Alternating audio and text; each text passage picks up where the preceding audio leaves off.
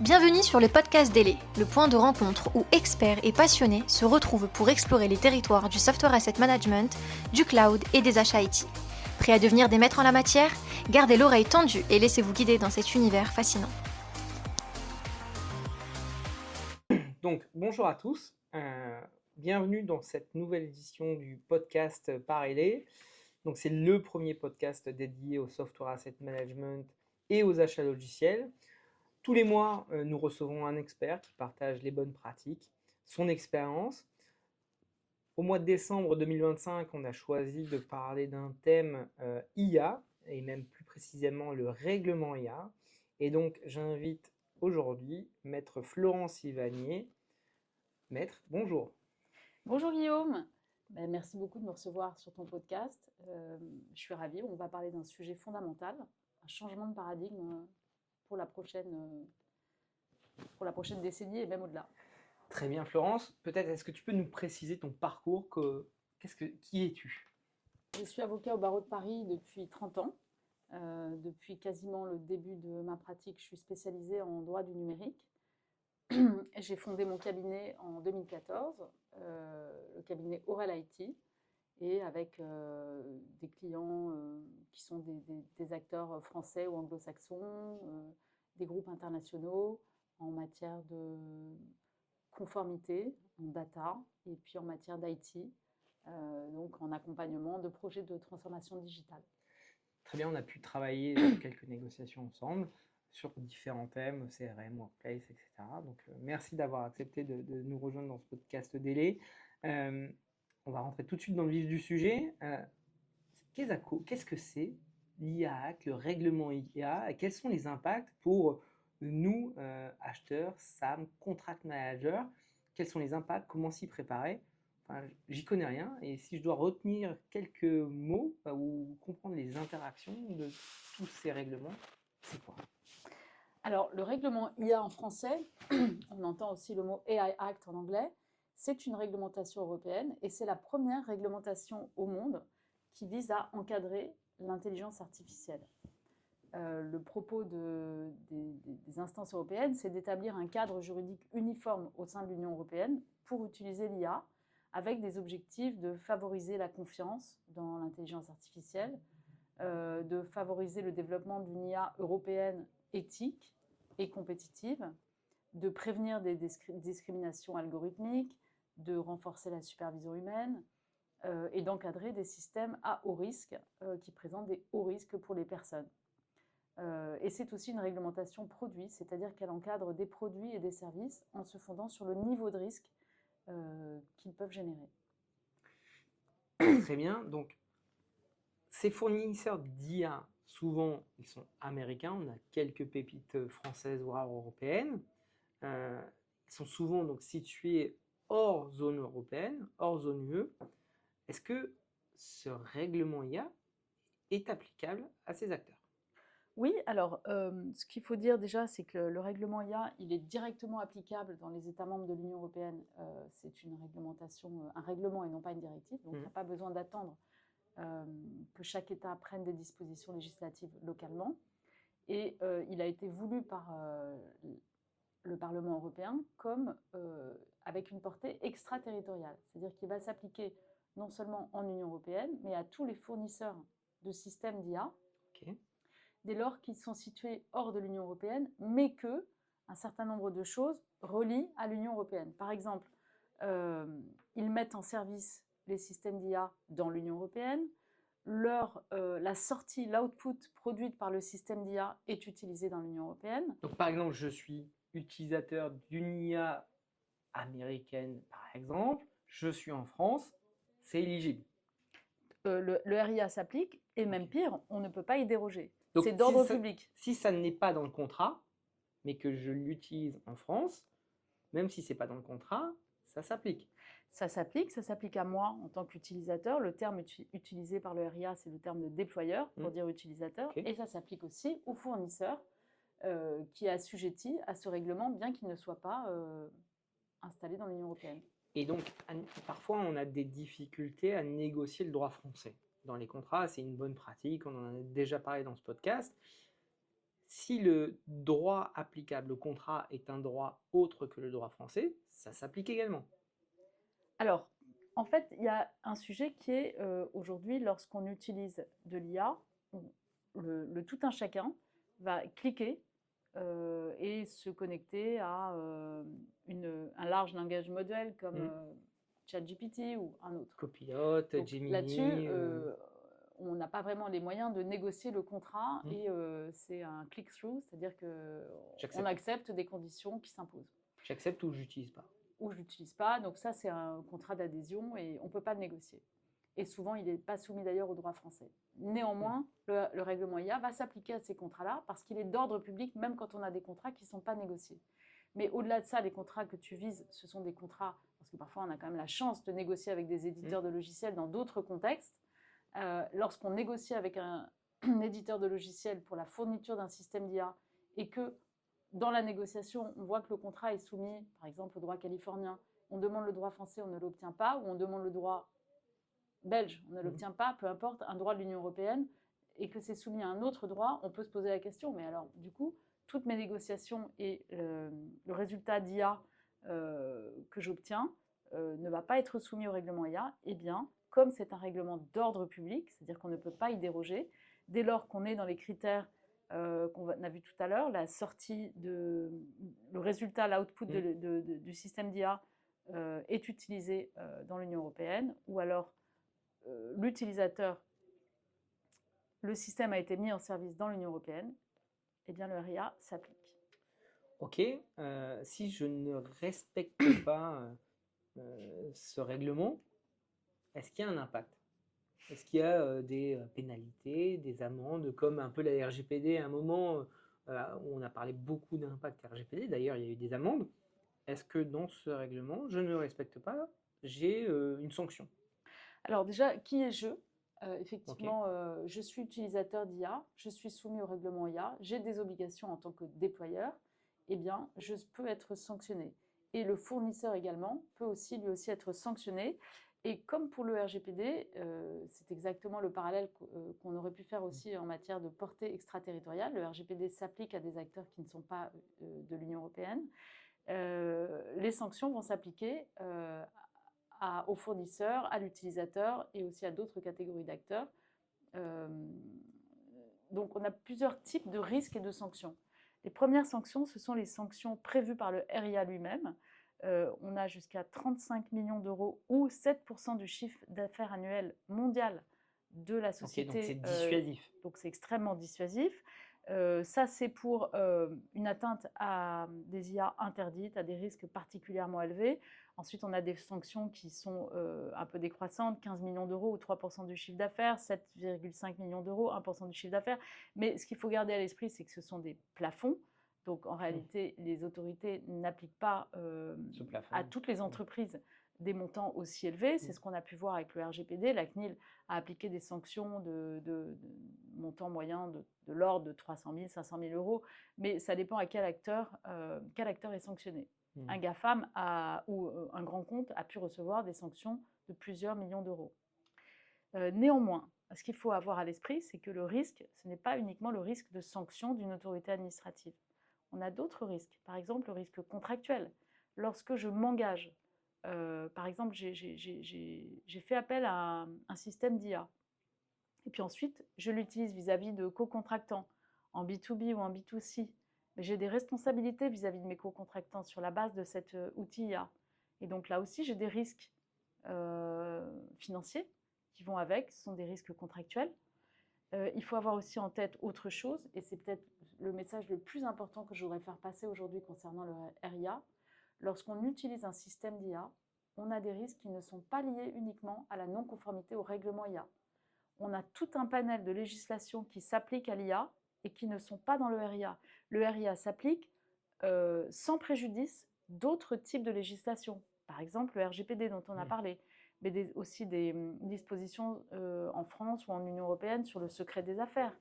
Donc, ne pas porter atteinte au secret des affaires, à la confidentialité. Ça fait partie d'un tout, en fait, et c'est un peu un château de cartes. Si je ne respecte pas un truc, potentiellement, je ne respecte pas tous les autres. Oui, ou c'est même indépendant. C'est-à-dire que je peux respecter le RIA, mais avoir oublié complètement que j'ai des obligations en matière de confidentialité, de propriété intellectuelle. toute loi qui s'applique par ailleurs à un système d'IA. Alors, est-ce qu'il y a un organisme de contrôle dédié comme la CNIL sur la RGPD?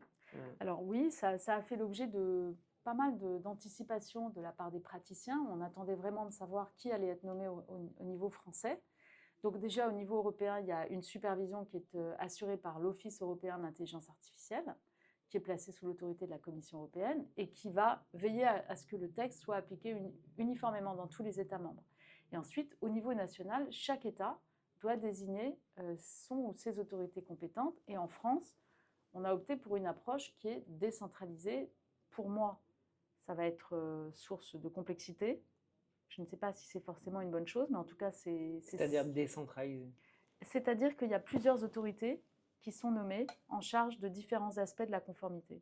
Au RIA, on a la CNIL, on a la DGCCRF et on a des autorités sectorielles comme l'ANSM pour la santé, l'ARCOM pour la communication, l'ARCEP pour la presse. Donc en fonction des secteurs d'activité, tu as potentiellement un jugement Y ou X qui sera rendu. Oui, ou au-delà, je dirais que peut-être en fonction d'un secteur d'activité, il y aura plusieurs autorités qui seront compétentes. Très bien. Pour te donner une idée, pour regarder un peu ce qu'ont fait les autres pays de l'Union européenne, en Espagne, c'est une agence dédiée qui sera l'autorité de surveillance centrale de l'IA. En Allemagne, il n'y a pas d'autorité IA unique, il va y avoir une supervision répartie entre plusieurs autorités, donc chaque pays a fait ses choix. Adopté. Peut-être que la centralisation était une bonne pratique, mais peut-être qu'on a choisi autre chose en France, de ce que je comprends.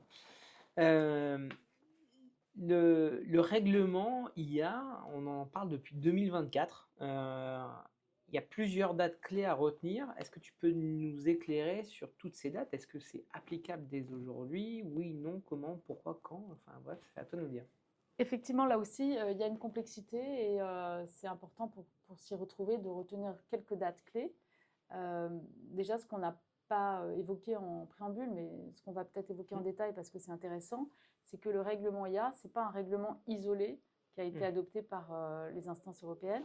Il arrive dans le cadre d'un paquet numérique européen qui est pris par le Parlement européen dans le cadre d'une stratégie globale vis-à-vis du digital avec plusieurs autres textes. Et ce texte-là, le règlement IA, pour y revenir, il a été adopté en juin 2024, mais son entrée en application est progressive. Il y a eu un premier niveau d'entrée en vigueur sur les IA interdites en février 2025. En août 2025 sont entrés en application tous les aspects qui concernent les modèles d'IA à usage général, on va y revenir, les General Purpose AI Models.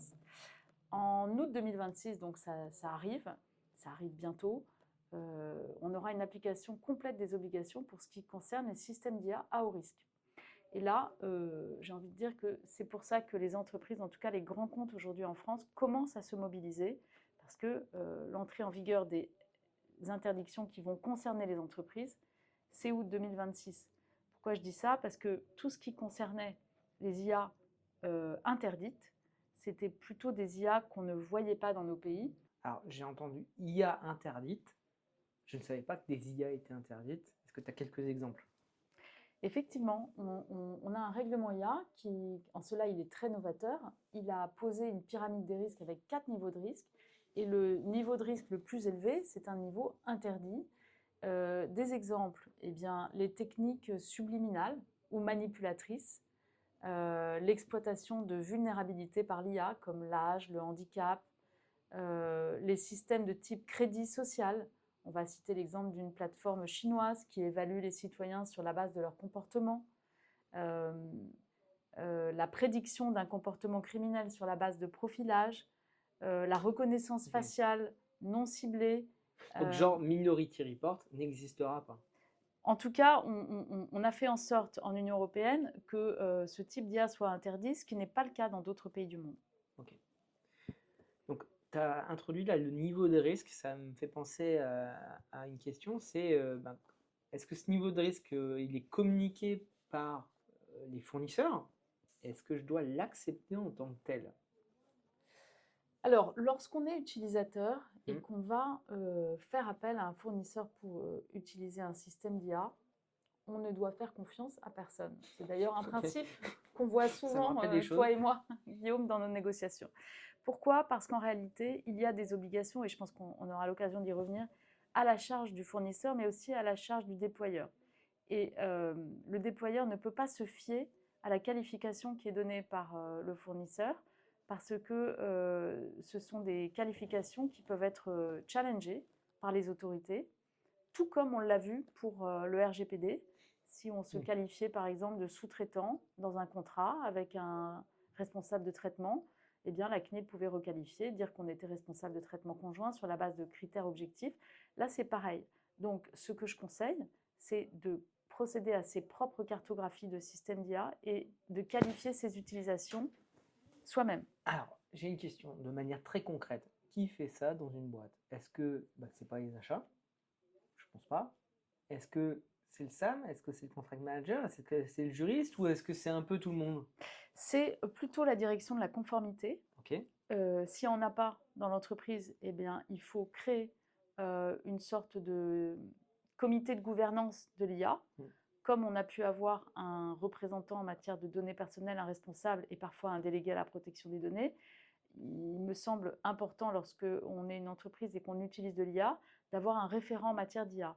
Et aujourd'hui, ça va toucher les entreprises de toute taille parce que personne ne va échapper aux IA génératives. Et pourquoi? Parce que si on ne le prend pas en compte dans l'organisation de l'entreprise, eh bien, on va être dépassé par des utilisations sauvages, le shadow AI. Oui, effectivement, on a déjà eu des exemples à travers des partenaires qui détectent le shadow SaaS notamment, mais aussi le shadow IA qui ont mis en lumière, regardez, vous pensiez qu'il n'y avait pas d'IA utilisée autre que votre solution, et ça peut représenter un risque. On pourra en reparler tout à l'heure, mais tu as dit juste avant 2 mots qui m'ont interpellé. Tu parles de fournisseurs, déployeurs et distributeurs. Est-ce que tu peux nous éclairer un petit peu sur ça? Oui, tout à fait. On n'a pas encore abordé le niveau de risque qui fait l'objet d'une réglementation la plus forte, qui est le niveau de risque élevé, celui justement sur lequel les obligations entrent en vigueur en août prochain. Donc là-dessus, je vais essayer d'être schématique. Donc ce niveau de risque 3, ou risque élevé, c'est le niveau juste en dessous de l'IA interdite. Et ensuite, il y a encore 2 niveaux en dessous. Donc il y a 3 niveaux en tout. Il y a 4 niveaux. Ah, 4 niveaux. Alors, l'IA interdit, le risque pardon. élevé. Ensuite, on a le risque qui génère uniquement des obligations d'information et de transparence. Et puis le risque minimal qui n'est pas réglementé et qui pourra donner lieu à l'adoption volontaire de la part des entreprises de codes de bonne pratique.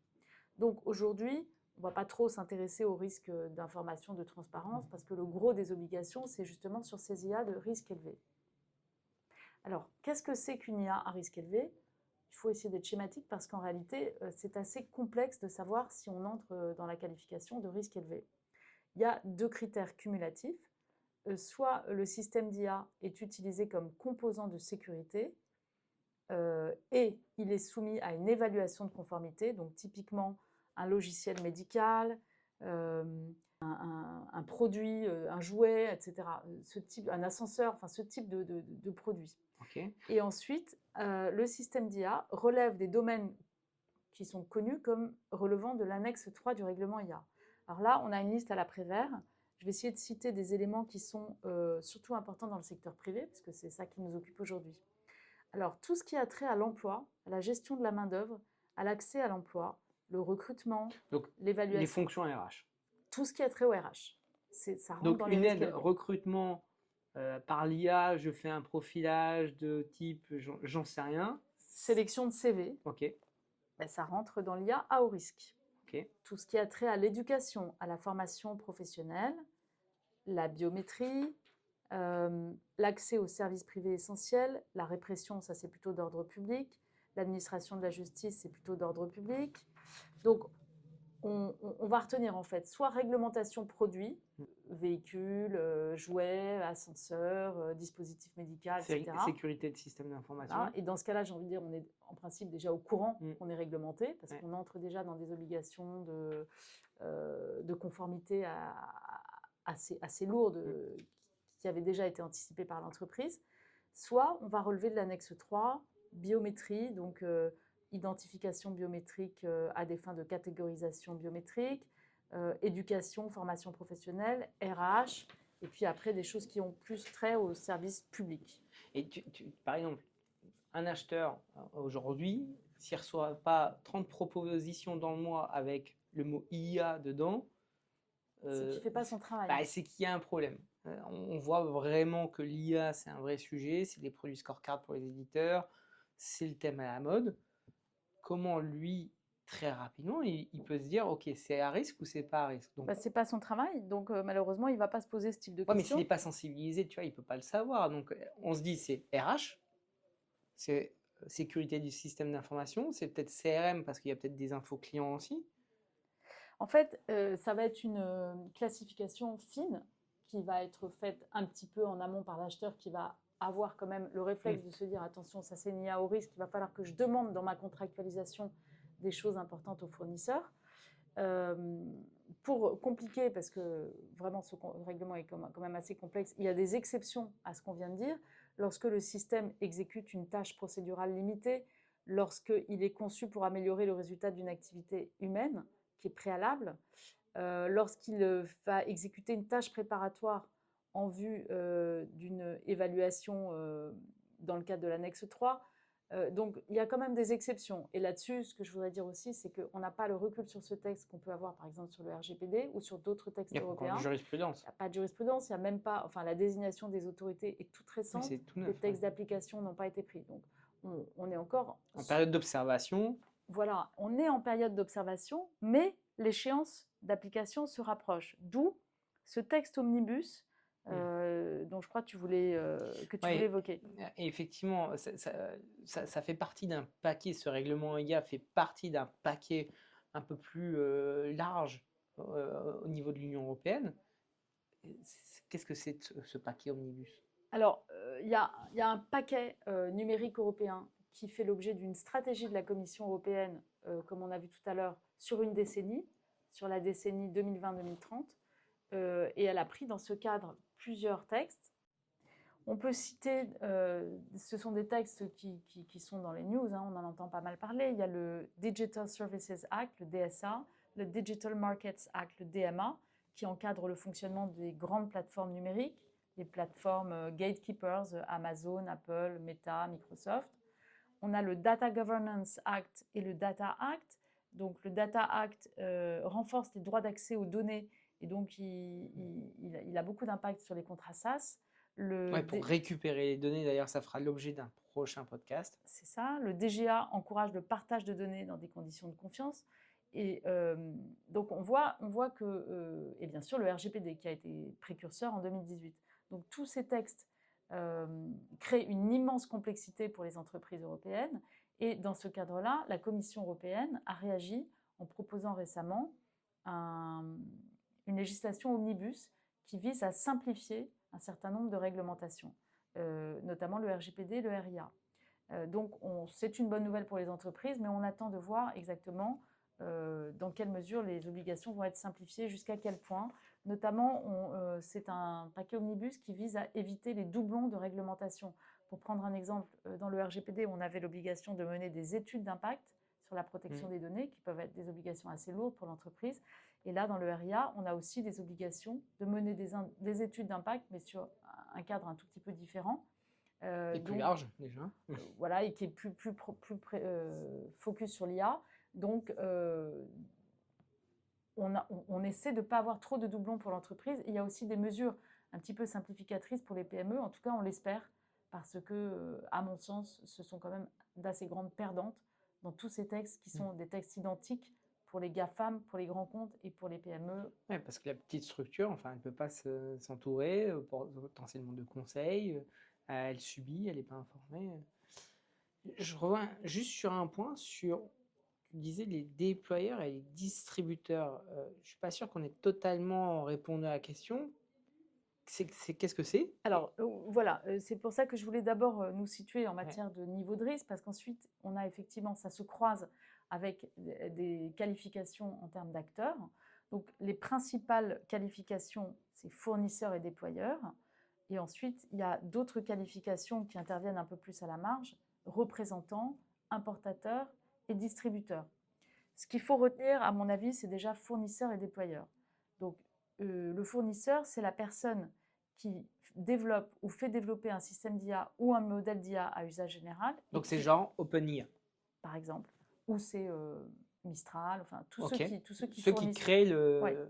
Ok, très bien. Et qui met sur le marché de l'Union européenne ce système sous son propre nom ou sa propre marque. Et ça peut d'ailleurs être aussi à titre gratuit, hein, ce n'est pas forcément à titre onéreux. Ok.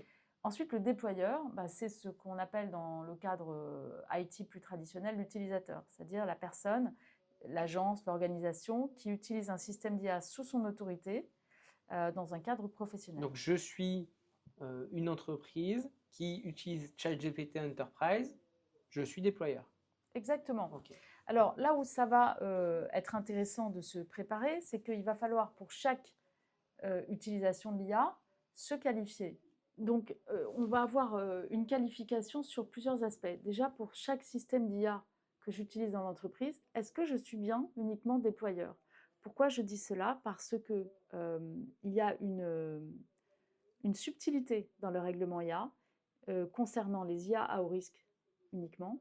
C'est que concernant une IA à haut risque, si en tant que déployeur, j'apporte des modifications substantielles, je peux devenir fournisseur.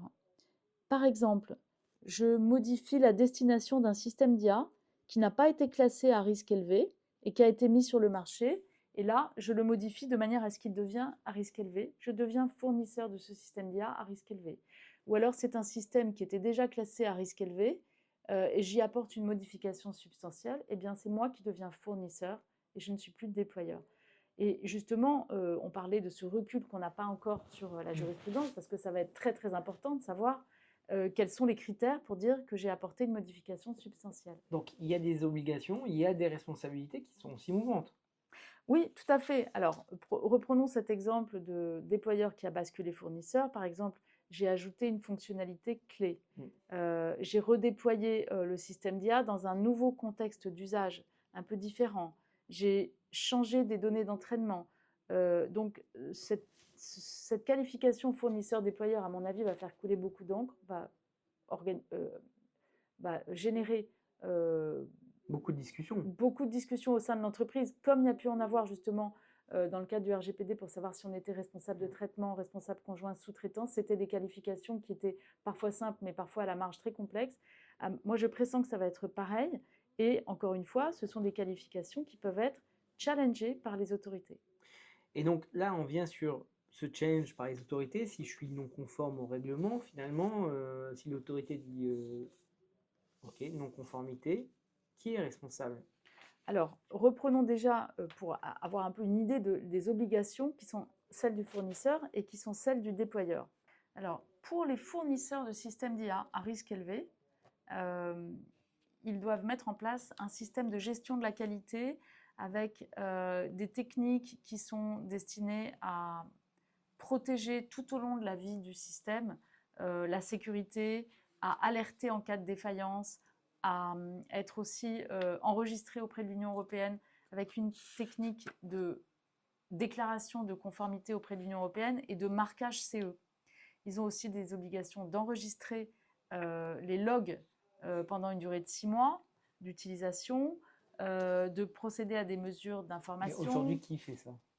Alors, en principe, les fournisseurs ont déjà commencé à organiser leur mise en conformité dès lors qu'ils veulent adresser le marché européen. Mais ce que je voulais te dire, donc pour répondre à ta question, les déployeurs, eux aussi, ont pas mal d'obligations. Ils doivent prendre des mesures appropriées pour garantir qu'ils utilisent des SIA conformément à leur destination, à leur notice d'utilisation. Ils doivent mettre en œuvre un contrôle humain sur l'utilisation de ces systèmes d'intelligence artificielle. Ils doivent vérifier les données d'entrée qu'ils mettent dans ces systèmes pour qu'elles soient représentatives et pour éviter des biais algorithmiques. Ils doivent alerter, ils doivent informer leurs salariés lorsqu'ils utilisent des SIA à haut risque Et ils doivent, comme on le disait tout à l'heure, dans certains contextes, procéder à une analyse d'impact relative à la protection des données et une analyse d'impact aussi relative aux droits fondamentaux des personnes. Donc, ils ont énormément d'obligations et moi, je les encourage déjà à cartographier leur utilisation d'IA aujourd'hui. Donc, effectivement, c'est une accélération qu'on voit dans les achats ou dans les utilisations parce que les entreprises savent que pour être compétitives demain, elles doivent intégrer de l'IA à tous les niveaux. Mais elles n'ont peut-être pas vu venir ce mur de conformité qui ne va Cette phobie administrative bientôt. voilà, qui ne va pas impacter que les fournisseurs, mais qui va aussi impacter les déployeurs et doublement. Alors, c'est là où on peut peut-être parler de retour d'expérience sur les négociations. Ouais, c'est ce que j'allais dire, justement, parce que dans les négociations, souvent on se dit oui, il faut s'y prendre très en amont, parce qu'il y a un grand nombre de sujets, on en parle, on en reparlera dans ce podcast, mais en fait là, dans la négociation, en tant qu'utilisateur IA, qu'est-ce que je dois faire en plus? Et donc, combien de mois ça va prendre en plus? Parce que les discussions sont très complexes.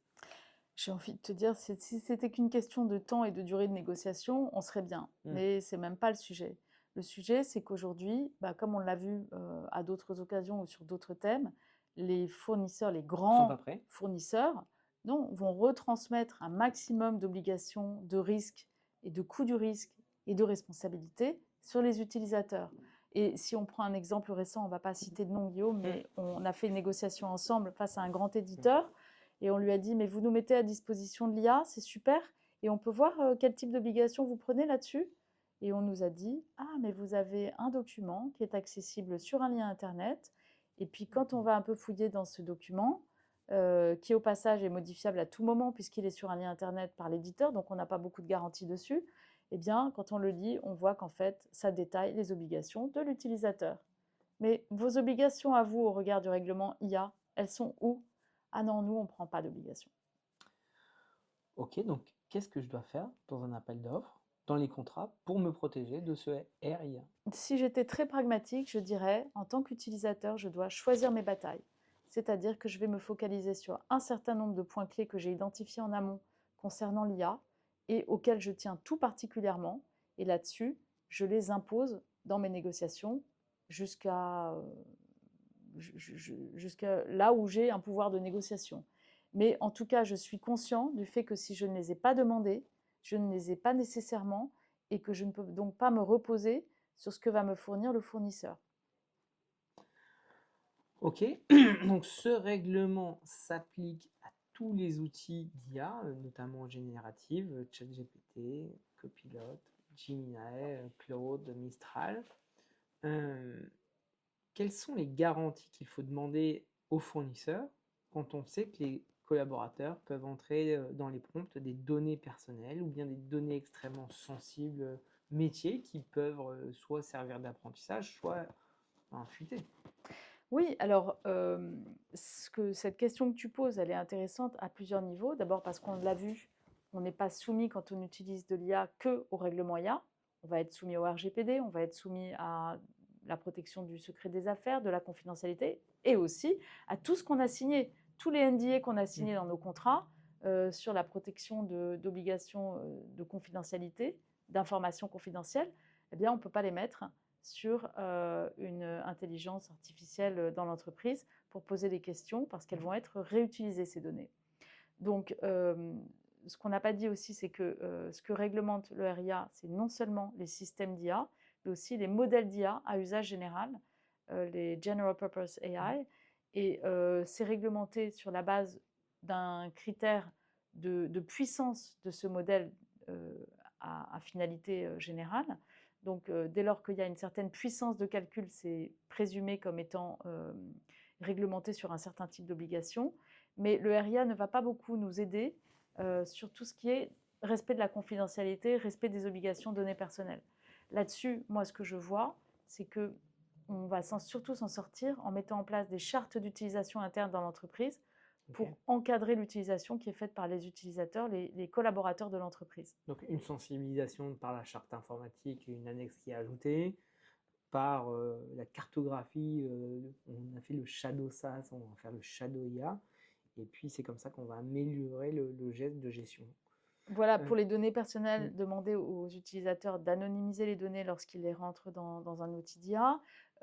Pour des données sensibles, eh bien, s'abstenir d'utiliser l'IA, être capable de Compliqué classifier, parce que ça peut comprendre. nous faire gagner beaucoup de temps.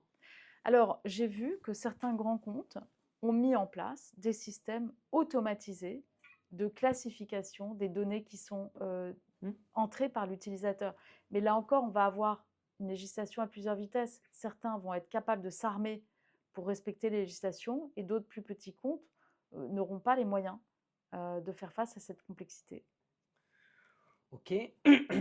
Une dernière question. Si on devait retenir des conseils, les bonnes pratiques pour anticiper les obligations en matière d'IA, qu'est-ce que tu racontes à tes clients? Alors, mes clients, moi, en tant qu'avocat, Mm. j'ai le même réflexe sur beaucoup de sujets, Mm. c'est d'anticiper, parce que je sais très bien que lorsqu'on s'y prend au dernier moment, on a une On aura moins déperdition le de choix. temps, de budget, Mm. d'énergie, etc. Ceux qui, aujourd'hui, anticipent réellement le règlement IA, parmi ceux que je vois dans mes clients, ce sont les grands comptes ou les plus petites structures, mais qui ont leur business model totalement fondé sur l'IA et qui, quand même, là, s'en préoccupent. Mais j'en vois aussi qui vraiment n'ont pas du tout de sensibilité à cela et qui sont extrêmement alléchés par les offres qui leur sont proposées. Et les ROI et les promesses. Voilà, donc on se dit, ah bah tiens, je suis une entreprise qui travaille uniquement sur les données de santé. Ah bah ça va aller beaucoup plus vite avec l'IA. Mm. Alors, ce sont des données de santé, ce sont des données sensibles. J'ai des obligations multipliées qui vont au-delà de tout ce qu'on a vu, par exemple. Donc, il faut quand même être alerté, être sensibilisé sur ces problématiques parce que le budget de conformité associé doit être pris en compte, en tout cas. Donc, le conseil, c'est anticiper, comme une négo logicielle en fait. Oui, ça c'est sûr. Anticiper, mettre en place une gouvernance, c'est-à-dire avoir un comité qui va s'occuper de cela pour centraliser les volontés au sein de l'entreprise entre ceux qui sont acheteurs, ce n'est pas forcément leur préoccupation première, ceux qui sont Non, mais c'est eux utilisateurs. qui vont détecter potentiellement les entrées, donc ils vont favoriser l'alimentation de ce comité. C'est vrai. Alors, si on prend l'exemple du RGPD, ce qu'on voit, c'est que les entreprises ont mis en place des grilles d'audit des fournisseurs entrants. Pour savoir s'ils sont conformes, s'ils respectent le RGPD. Donc là, ça va être un peu différent parce qu'il va falloir qualifier aussi les utilisations avant de mettre en place une grille entrant pour savoir si on est sur de l'IA au risque ou pas en fonction de sa propre utilisation. Ok, merci Florence. Donc on va pouvoir retrouver ce podcast sur toutes les plateformes, YouTube, Spotify. On est tous les mois en quête de nouveaux experts, de nouveaux témoignages. Donc si vous souhaitez partager tes expériences ou bien nous soumettre un sujet, évidemment on est preneur. Merci Florence pour Merci ta à toi, Guillaume. participation. Et puis à très bientôt.